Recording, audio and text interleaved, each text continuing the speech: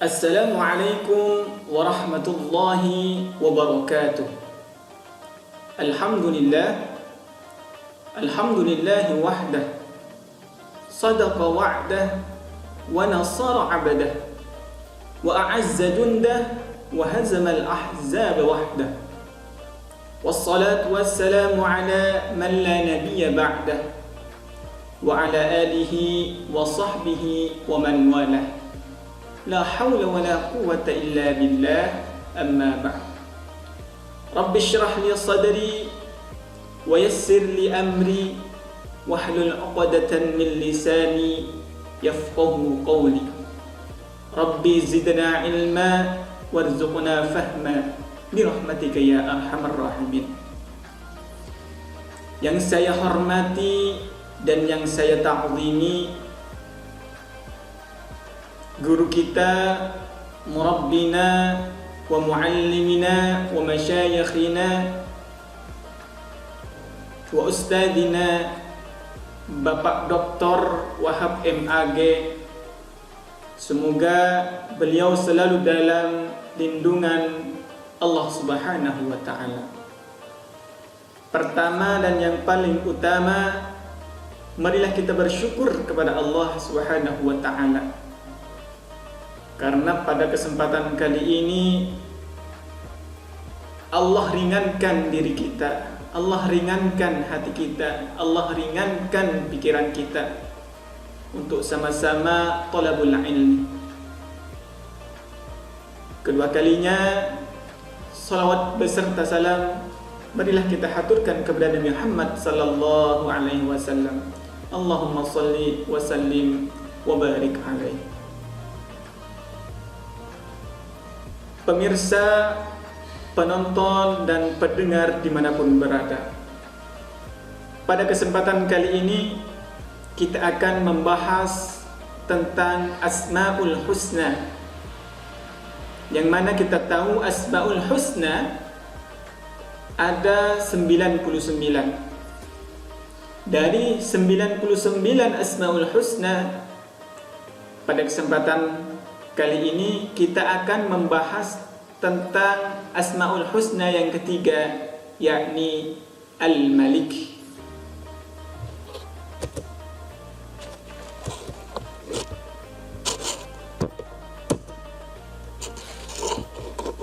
Al-Malik secara bahasa adalah raja,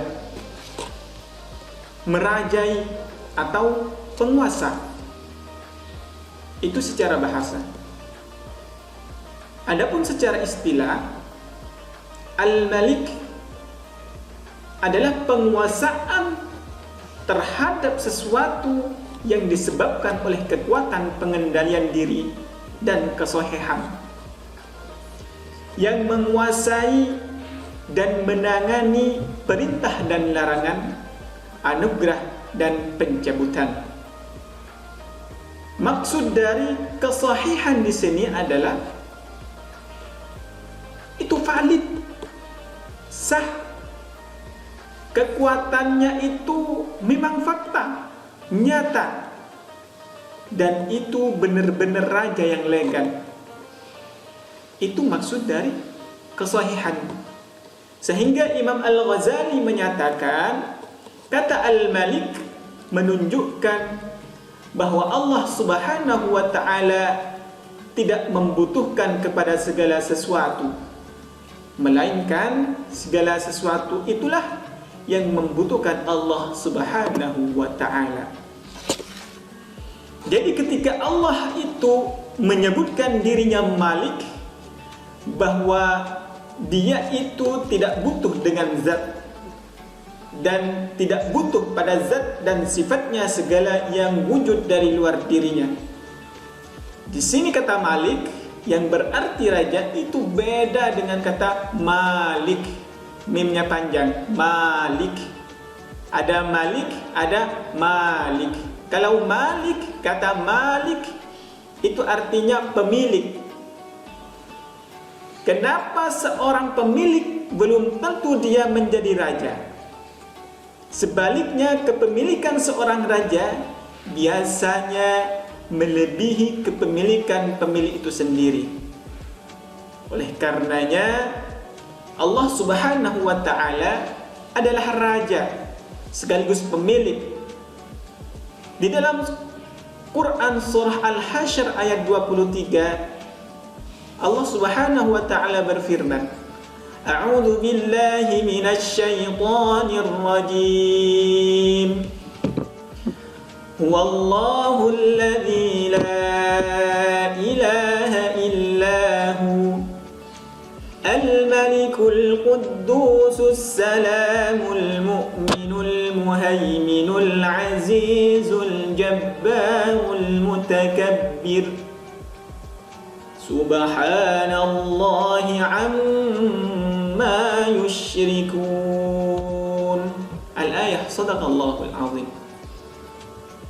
Dikatakan bahwa Allah itu adalah Malik, sehingga dapat kita simpulkan bahwa kekuasaan hakikatnya adalah hak milik Allah Subhanahu wa ta'ala.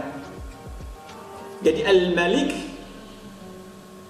dan manusia hanya berkuasa dengan izin Allah Subhanahu wa ta'ala. Terus bagaimana aktualisasi dalam kehidupan kita sehari-hari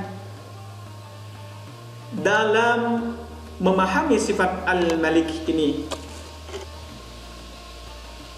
Apapun yang Allah berikan kepada kita bukanlah yang kita kuasai, tetapi itu adalah yang kita miliki. Jadi beda. Kalau Allah itu memberikan kita, itu bukan yang kita kuasai, tapi itu adalah yang kita miliki. Apa konsekuensinya? Kalau itu adalah yang kita miliki, konsekuensinya adalah bisa saja Allah Subhanahu wa ta'ala itu mengambil.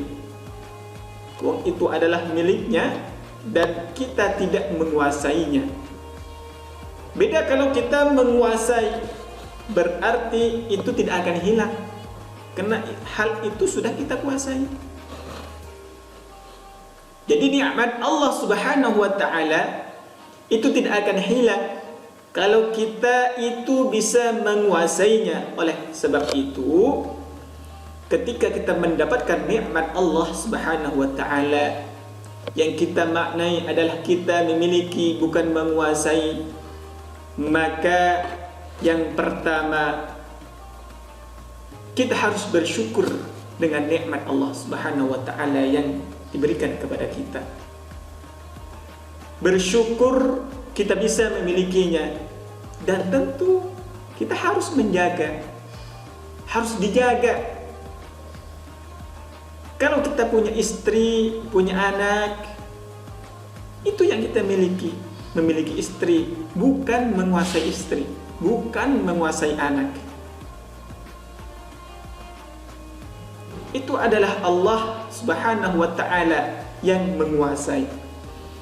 Jadi pemahaman tentang Malik sampai begitu sekali detail dalam aktualisasi sebagai bagian teologi kita kepada Allah Subhanahu wa ta'ala.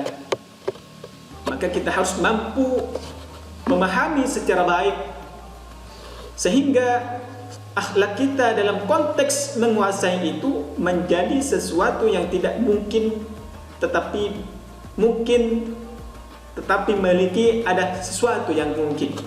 Ya, jadi menguasai itu sesuatu yang tidak mungkin, tapi memiliki sesuatu yang mungkin saja terjadi pada kita. Pemirsa, pendengar, penonton dimanapun berada. Yang kedua, manusia memiliki keterbatasan kepemilikan terhadap sesuatu. Dengan asma Allah Subhanahu wa ta'ala Al-Malik, ini seharusnya manusia sadar bahwa dirinya terbatas. Bukan hanya itu, harta benda yang kita miliki juga terbatas. Baik terbatas jumlahnya atau terbatas pemakaiannya. Manusia hanya bisa memakai harta yang ia miliki di dunia saja. Demikian pula kepemilikan yang ia miliki juga terbatas.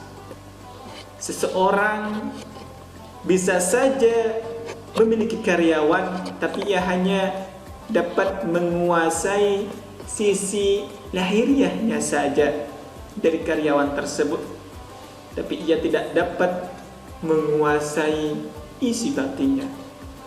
Penonton, pendengar, pemirsa dimanapun berada, kita masuk pada yang ketiga, yaitu aktualisasi dalam kehidupan sehari-hari sifat Al-Malik, yaitu pengendalian nafsu.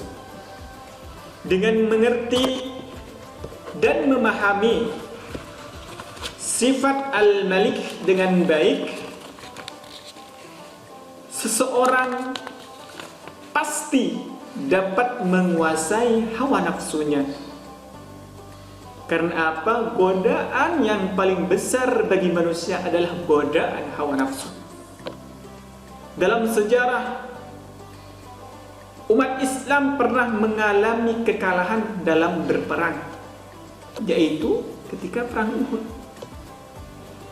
Kekalahan tersebut terjadi karena sebagian dari pasukan umat Islam tergoda dengan harta ghanimah atau harta rampasan perang, sehingga Allah Subhanahu wa ta'ala mengurangi kekuatan mereka, dan akhirnya apa yang terjadi? Mereka kalah dari peperangan tersebut. Saat itu, seandainya umat Islam tidak tergoda dengan harta rampasan perang yang ada, dan meyakini bahwa Allah Subhanahu wa ta'ala adalah pemilik semuanya, insyaallah biiznillah, niscaya pasukan Islam akan menang dalam peperangan Uhud. Ma'asyiral muslimin, pemirsa, pendengar dan penonton dimanapun berada, hanya itulah yang bisa saya sampaikan tentang Asmaul Husna Al-Malik. Semoga kita bisa benar-benar mengamalkannya. Mohon maaf, ma asabaka min hasanatin famin Allah, wa ma asabaka min sayyi'atin famin nafsik. Kurang lebihnya mohon maaf. Ihdinas siratal mustaqim. Assalamu alaikum warahmatullahi wabarakatuh.